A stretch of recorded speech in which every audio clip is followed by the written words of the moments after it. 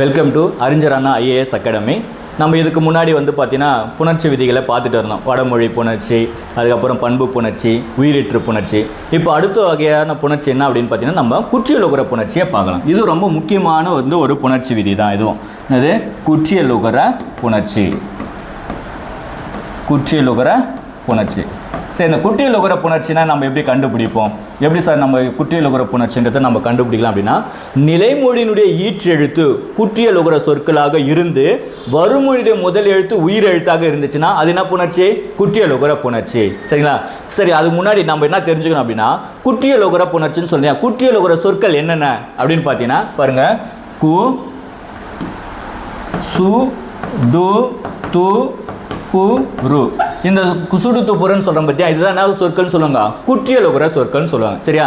இது நிலைமொழியுடைய இந்த எழுத்துக்களில் ஏதாவது ஒன்று நிலைமொழியுடைய ஈற்று எழுத்தாகவும் வருமுடைய முதல் எழுத்து உயிர் எழுத்தாக இருந்துச்சுன்னா அது என்ன புணர்ச்சி? குற்றியலுகர புணர்ச்சி. சரிங்களா? இப்போ நம்ம எடுத்துக்காட்டு பார்த்தா உங்களுக்கு புரியும். பாருங்க, அது வந்து பார்த்தீங்கன்னா மாசற்றார். அது மாசற்றார்.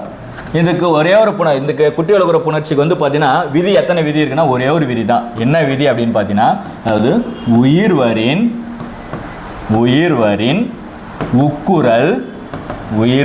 உக்குரல் மெய் விட்டு ஓடும். உயிர்வரின் உக்குரல் மெய் விட்டு ஓடுன்ற ஒரே ஒரு விதி தான் இதுக்கு. பாருங்களேன், இப்போ பார்க்கலாம். இந்த மாசற்றார்னு இருக்கு இல்லையா, இந்த மாசற்றார் நம்ம எப்படி பிரிக்கலாம் அப்படின்னு பார்த்தீங்கன்னா, மாசு கூட்டல் அற்றார் என பிரிக்கலாம். பாருங்க, இது என்ன வகையான புணர்ச்சி அப்படின்னா, பாருங்க, நிலைமொழி ஈற்று எழுத்துனா வந்துருக்கு பாருங்க, சு. சுன்ற போது என்ன எழுத்து? இது குற்றியலுகர சொற்கள். பாருங்க, வந்திருக்குங்களா சு? அப்போ இது என்ன புணர்ச்சி? வருமுடைய முதல் எழுத்து உயிர் எழுத்து வந்திருக்கா? அப்போ இது என்ன புணர்ச்சினா குற்றியலுகர புணர்ச்சி. சரிங்களா? இப்போ இந்த சூன்னு இருக்கு இல்லையா, இச்சு கூட்டல் ஊ தான் என்னது? சு. ஓகேங்களா?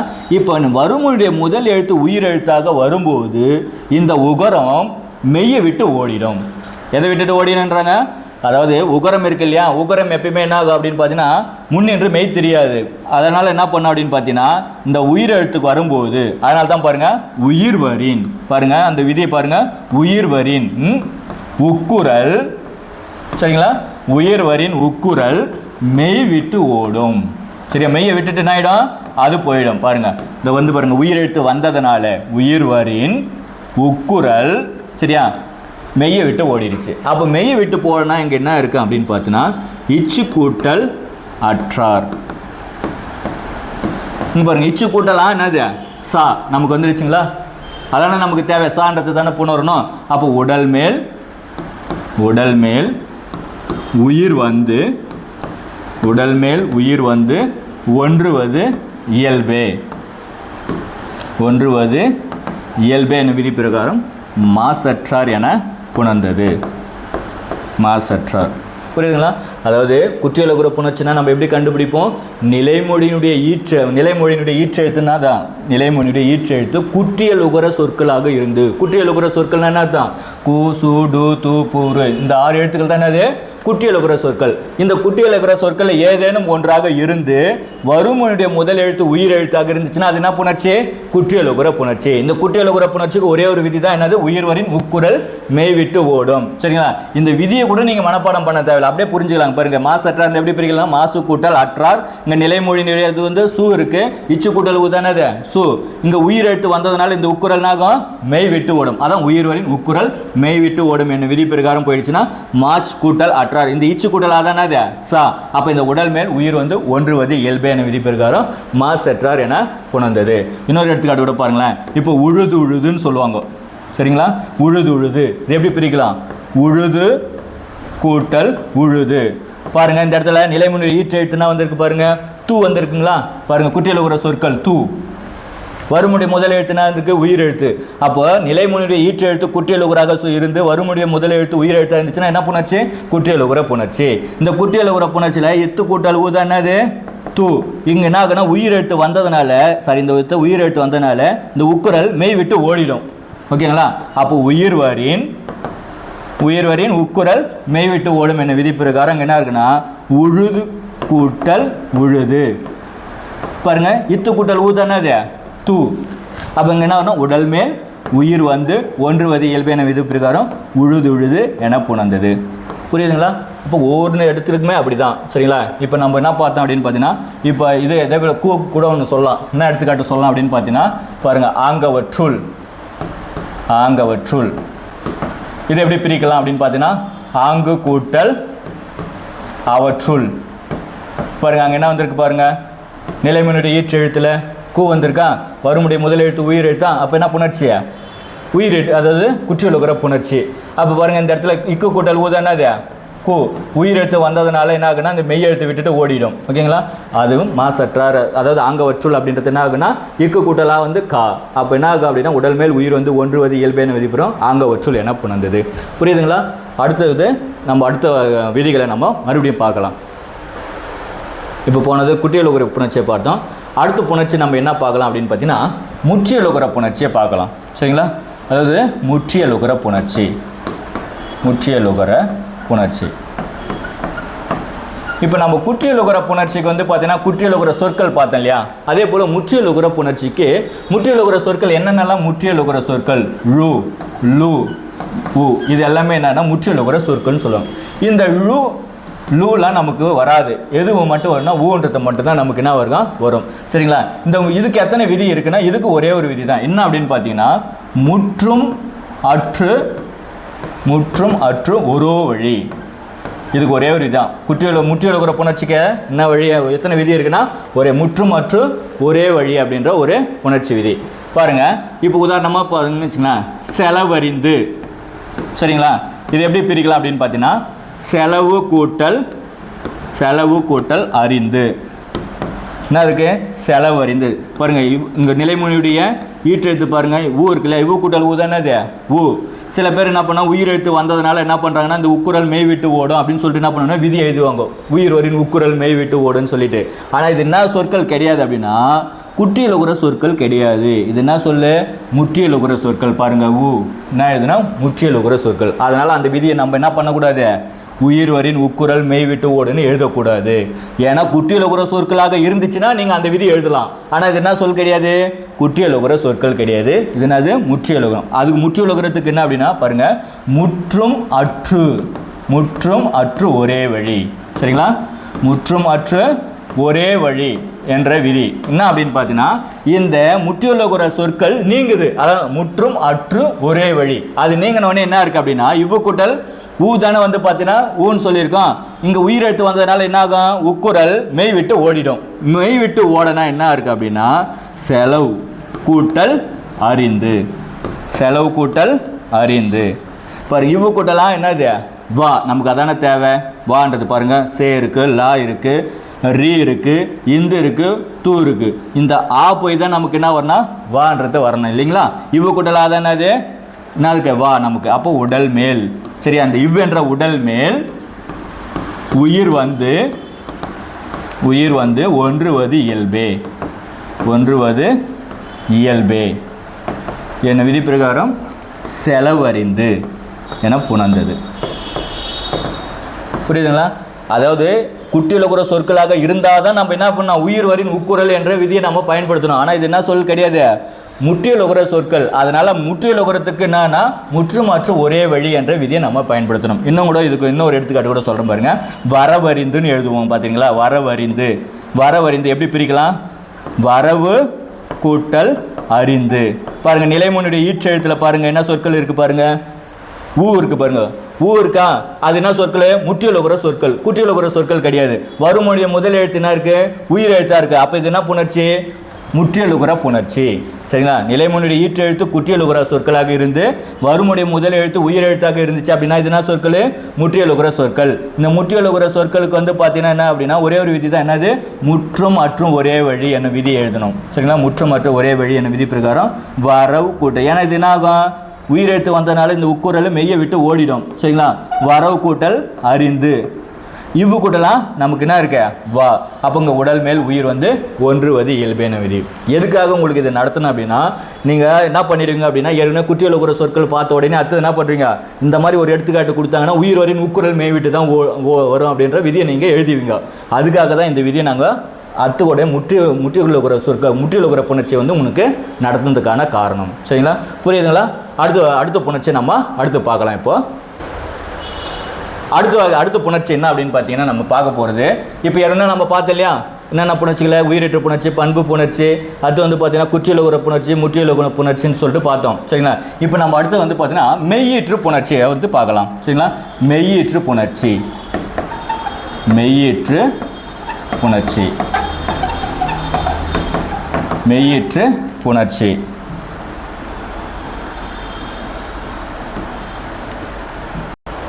இப்போ நம்ம அடுத்து பார்க்க போது மெய்யீற்று புணர்ச்சி. இந்த மெய்யீற்று புணர்ச்சிக்கு வந்து பார்த்தீங்கன்னா எத்தனை விதி இருக்குன்னா ஒரே ஒரு விதி தான். என்ன அப்படின்னு பார்த்தீங்கன்னா உடல் மேல் உயிர் வந்து, உடல் மேல் உயிர் வந்து ஒன்றுவது இயல்பே, உடல் மேல் உயிர் வந்து ஒன்றுவது இயல்பேன்னு ஒரே ஒரு விதி தான் இதுக்கு இருக்குது. சரிங்களா? சரி, அதுக்கு உண்டான எடுத்துக்காட்டு நம்ம பார்க்கலாம். இப்போ பாருங்களேன், உதாரணமாக சொல்ல போன்னு வச்சுங்களேன், வாயொலி, வாயொலி இது எப்படி நம்ம எப்படி பிரிக்கலாம் அப்படின்னு பார்த்தீங்கன்னா பாருங்கள், வாய் கூட்டல் ஒலி. சரிங்களா? இப்போ பாருங்க, நிலைமொழியுடைய ஈற்று எழுத்து என்ன இருக்குது? இப்போ மெய்யீற்று புணர்ச்சினா நம்ம எப்படி கண்டுபிடினா பாருங்கள், நிலைமொழியுடைய ஈற்று எழுத்து மெய் எழுத்து, வருமுடைய முதல் எழுத்து உயிர் எழுத்தாக இருந்துச்சுன்னா அது என்ன புணர்ச்சி? மெய்யீற்று புணர்ச்சி. பாருங்க, நிலைமொழியினுடைய ஈற்று எழுத்து மெய் எழுத்து, வருமொழிய முதல் எழுத்து உயிர் எழுத்தாக இருந்துச்சுன்னா அது என்ன புணர்ச்சி? மெய்யீற்று புணர்ச்சி. இப்போ பாருங்க, அதுக்கு என்ன ஈ கூட்டல் ஓ யோ அப்படியே நம்ம புணர்ந்து பாருங்க. ஒரே ஒரு விதி தான், உடல் மேல் உயிர் வந்து, உடல் மேல் உயிர் வந்து ஒன்றுவது இயல்பே, உடல் மேல் உயிர் வந்து ஒன்றுவது இயல்பே என்ன விதி பிரகாரம் வாயொலி என புணர்ந்தது. புரியுதுங்களா? அடுத்து இன்னொரு எடுத்துக்காட்டு கூட சொல்கிறேன் பாருங்க, வானமெல்லாம், வானமெல்லாம் இது எப்படி பிரிக்கலாம்? வானம் கூட்டல் எல்லாம். சரிங்களா? பாருங்க, நிலைமொழியுடைய ஈற்றெழுத்து மெய் எழுத்து, வருமுடைய முதல் எழுத்து உயிர் எழுத்து, அது என்ன புணர்ச்சி? மெய்யீற்று புணர்ச்சி. இப்போ பாருங்க, இம்மு கூட்டலையே மே அப்படியே புணர்ந்தது பாருங்க, வா இருக்கு, நா இருக்கு, பாருங்க இல்லு லா இம் இருக்கு, இப்போ நமக்கு மே தான் இருக்கு, இம்மு கூட்டலையே மே. அப்போ இது ஒரே ஒரு புணர்ச்சி தான், விதி தான். இதுக்கு என்ன விதி? உடல் மேல் உயிர் வந்து ஒன்றுவது இயல்பு என விதி பிரகாரம் வானம் எல்லாம் என புணர்ந்தது, வானம் எல்லாம் என புணர்ந்தது. சரிங்களா? இப்போ நம்ம அடுத்த புணர்ச்சியை நம்ம என்ன பார்க்கலாம் அப்படின்னு பார்த்தீங்கன்னா, இது புரிஞ்சதுங்களா? அடுத்தது வந்து பார்த்தீங்கன்னா நம்ம தனி குறில் முன் ஒற்று புணர்ச்சியை பற்றி நம்ம பார்க்கலாம். சரிங்களா? தனி குறில் முன் என்ன புணர்ச்சி? தனி குறில் முன், தனி குறில் முன் ஒற்று புணர்ச்சி, தனி குறில் முன் ஒற்று புணர்ச்சி. சரிங்களா? சரி, இது எப்படி நம்ம தனி குறில் முன் ஒற்று புணர்ச்சி, இதுக்கு என்ன விதி அப்படின்னா ஒரே ஒரு தனி, இதுக்கு ஒரே ஒரு விதி தான், தனி குறில் முன், தனி குறில் முன் உயிர் வரின், தனி குறில் முன் ஒற்று, சரி, தனி குறில் முன், தனி குறில் முன் ஒற்று உயிர் வரின் இரட்டும், உயிர் வரின் இரட்டும். இதுக்கு ஒரே ஒரு இதுதான் பாருங்க, அது என்ன எப்படின்றத நம்ம பார்க்கலாம். சரிங்களா? இப்போ உதாரணமாக சொல்ல போன்னு வச்சுங்களேன், இப்போ மண்ணாசை, மண்ணாசை. சரிங்களா? இது எப்படி பிரிக்கலாம்? மண் கூட்டல் ஆசை. சரிங்களா? இந்த இடத்துல உங்களுக்கு ஒரு சந்தேகம் வரணும், என்ன அப்படின்னு பார்த்தீங்கன்னா பாருங்கள், இன்னு நிலைமொழி ஈற்றெழுத்து மெய் எழுத்து, வருமுடி முதல் எழுத்து வந்துச்சுனாவே என்னன்னு சொல்லிட்டு பார்த்தோம், நம்ம போன விதியை பார்த்தோம், மெய்யீற்று புணர்ச்சின்னு சொல்லிட்டு சொன்னோம் இல்லையா? பாருங்கள், இந்த இடத்துல பாருங்கள், அங்கே மெய்யீற்று புணர்ச்சிக்கும் இதுக்கு உங்களுக்கு ஏன் உங்களுக்கு குழப்பம் வரும், அதுக்காக தான் உடனே நடத்துனது என்ன அப்படின்னு பார்த்தீங்கன்னா, இது தனி குறியல் முன்னாடி மெய்யீற்று புணர்ச்சின்னு பார்த்தீங்கன்னா வச்சுங்களேன், தனி குறியலாக வராது, அங்கே என்ன இருக்குன்னா நெடில் வரும், நெடில் எழுத்துக்கள் வரும், அல்லனா ரெண்டு எழுத்துக்கள் சேர்ந்து வந்து பார்த்தீங்கன்னா மெய் எழுத்தாக வரும். ஆனால் இந்த இடத்துல பாருங்கள், தனி குறியல் முன்னாடி அப்படியே சரி சார் மெய்யீற்று புணர்ச்சின்னா கூட இன்னு கூட்டலா நான், அப்போ இடையில ஒரு இன்னும் ஒன்று இருக்குல்ல, காணாமல் போகுது இல்லையா? அதனால் இதுனா புணர்ச்சி கிடையாது அப்படின்னா மெய்யீற்று புணர்ச்சி இந்த இடத்துல வராது. ஏன் அப்படின்னா பாருங்கள், தனி குறியல் முன்னாடி ஒற்று வந்ததுனால, சரியா? அதுக்கடுத்து என்ன எழுத்து? உயிர் எழுத்து வருது, வருமுனை முதல் எழுத்து உயிர் எழுத்து வந்ததுனால இது என்ன புணர்ச்சினா தனி குறியல் முன் ஒற்று புணர்ச்சி. அதான் பாருங்கள், தனி குறியல் முன் ஒற்று உயிர் வரின் இரட்டும். என்ன இரட்டும் அப்படின்னு பார்த்தீங்கன்னா, ஒற்றானது என்ன ஆகுன்றாங்க? இரட்டம்னு சொல்கிறாங்க. சரியா? பாருங்க, பாருங்க இந்த இடத்துல என்ன விதி? தனி குறில் முன், தனி குறில் தானே, மான்றது என்னது? ஒரே ஒரு குறில், அதான் தனி குறில்ன்றது. சரிங்களா? தனி குறில் முன் ஒற்று இருக்குங்களா? ஒற்று இம் என்ற ஒற்று இருக்கா? அதனால தான் ஒற்று உயிர் வரின் அடுத்து என்ன வருது வருமொழியில் ஆ என்ற உயிர் எழுத்துவது தனிக்குறில் முன் உற்று உயிர் வரின் இரட்டும் எது இரட்டிக்கும் அப்படின்னு பார்த்தீங்கன்னா ஒற்றானது இரட்டிக்கும். சொல்றது புரியுதுங்களா? பாருங்க இந்த ஒற்றானது என்ன ஆகுது இரட்டிக்குது. பாருங்க இந்த இடத்த பாருங்க. இப்போ இன்னும் கூட்டலாம் நான் புணருதுங்களா நமக்கு? அப்போ இந்த இடத்துல இன்னும் கூட்டல் இந்த மெய் எழுத்து மேலே இங்கே வந்து உயிர் எழுத்து ஒன்றுவதனால என்ன ஆகுது உடல் மேல் உயிர் வந்து ஒன்றுவது இயல்பே. உடல் மேல் உயிர் வந்து ஒன்றுவது இயல்பே. என் விதிப்படி என்னாகும் மண்ணாசை என புணர்ந்தது. புரியுதுங்களா?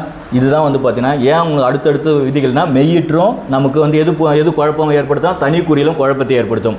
அதுக்கு முன்னாடி ஒன்று நம்ம பார்த்தோம் இல்லைங்களா? குற்றியலுகிற சொற்களையும் முற்றியலுகிற சொற்களையும் நமக்கு என்ன ஆகும் குழப்பத்தை ஏற்படுத்தும். அதனால தான் உங்களுக்கு அடுத்தடுத்து என்ன பண்ணுறது இந்த விதிகளை உங்களை பார்க்குறதா இருக்குது. சரிங்களா? அதே போல் தான் இன்னும் ஒன்று கூட எடுத்துக்காட்டாக இதுக்கு சொல்லலாம். என்ன எடுத்துக்காட்டாக சொல்லலாம் அப்படின்னு பார்த்தீங்கன்னா பாருங்கள் பெண் ஆசைன்னு சொல்லலாம். சரிங்களா? பெண் ஆசைன்றது எப்படி பிரிக்கலாம் அப்படின்னா பெண் கூட்டல் ஆசை. இங்கே பாருங்கள் தனிக்குறியில் முன்னாடி ஒற்று வந்திருக்கா? பே என்ற தனிக்குறியில் முன்னாடி ஒற்று வந்திருக்கு. இன்னொரு எடுத்துக்காட்டு கூட சொல்லலாம். என்ன அப்படின்னா உள்ளொன்று. சரிங்களா? உள்ளொன்று எப்படி பிரிக்கலாம்? உள் கூட்டல் ஒன்று. பாருங்க தனிக்குறியில் முன்னாடி ஒற்று வந்திருக்கா? அப்போ இங்கே வந்து உயிர் எழுத்துவது. அப்போ இது என்ன புணர்ச்சி? தனிக்குறியில் முன் ஒற்று புணர்ச்சி. புரியுதுங்களா?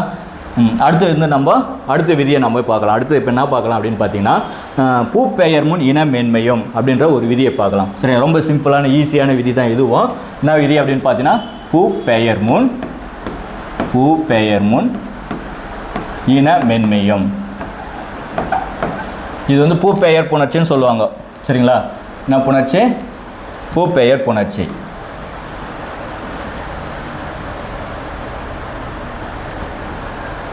பூ பெயர் புணர்ச்சி.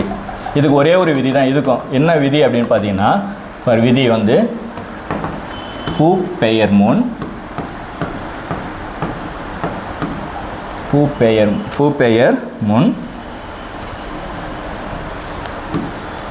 ஈன மென்மையும்.